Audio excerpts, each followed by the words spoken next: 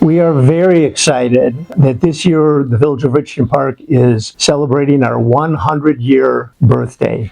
It's an opportunity to reflect on where we've been, what our start was. We were originally a farming community. Primarily, the farmers were German immigrants. They came to our community. But our history goes back even farther than that. Sauk Trail was a pathway that the Native Americans used to travel from the Michigan area to the Mississippi River. Every year they would make that trek. Sauk Trail was a pathway that was also used by many of the freedom seekers, and many of those freedom seekers came right down Sauk Trail through Richton Park. So this is a time to reflect on our history and the significant role that we've played. I first came to Richton Park as a newborn baby in 1952. At that time, the Village of Richton Park, our population was 950. Our western boundary of the community was Governor's Highway. Interesting fact was that Richton Park at that time actually had no parks. Our park was our backyards, and there was a vacant lot that's north of Fire Station 1 that's currently the site of the Chicago Doe property. That's where we played baseball every year. But it was a great time to grow up. Since that time, we've expanded our boundaries dramatically. Currently, we go all the way out to Harlem Avenue. So we've witnessed significant growth over the years. My personal involvement with the village in high school, I was summer help for Public Works, joined the Navy right out of high school, and I was on active duty for almost 8 years. After that, I worked for a couple of years for a diving company in the Gulf of Mexico, and then came back to Richton Park. Served on our fire department, which at the time was a volunteer paid on-call fire department, for a few years, then served as a trustee for 8 years, and have had the honor of serving as the mayor for the last 25 years. We've seen significant growth over that period of time. A lot of opportunities. We're very fortunate that we've got an excellent and professional staff.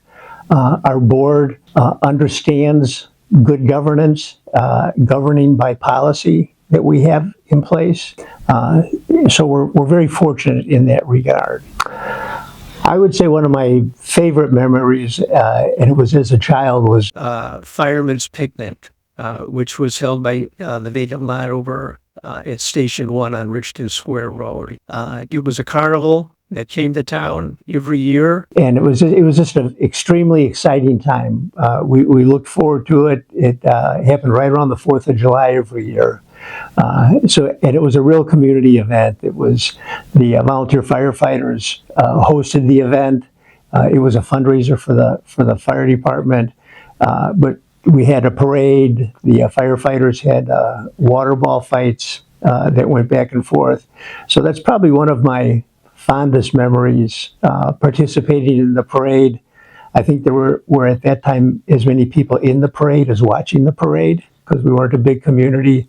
But it was just a lot of fun, and also the family events that we would have back when I was in grade school and in high school.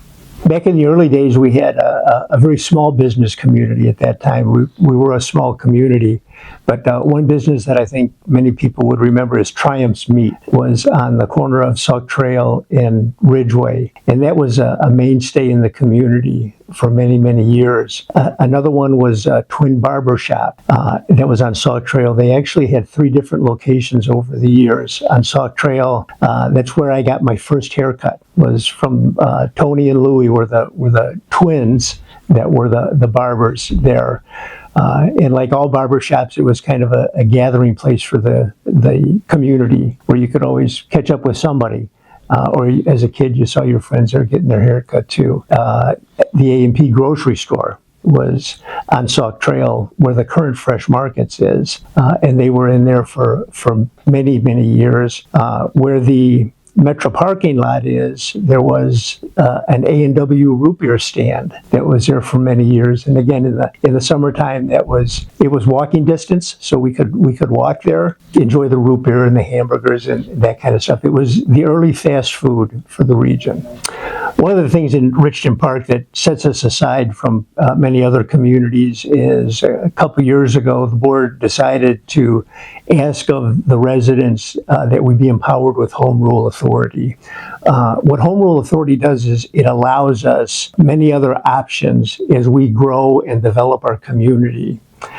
It is a significant tool, and I think long term is probably going to be one of the most impactful things that our community has decided to do.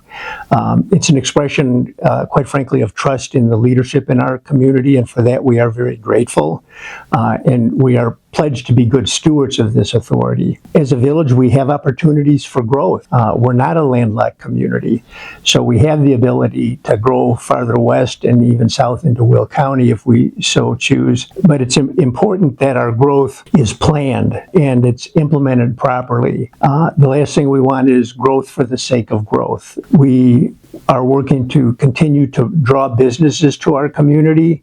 So it's the focus of our board and our staff to continue to pursue economic development. It's imperative that as residents we shop locally whenever we have that opportunity, because we need to make sure that our businesses that have made the decision to locate within our community are successful and that they grow and thrive.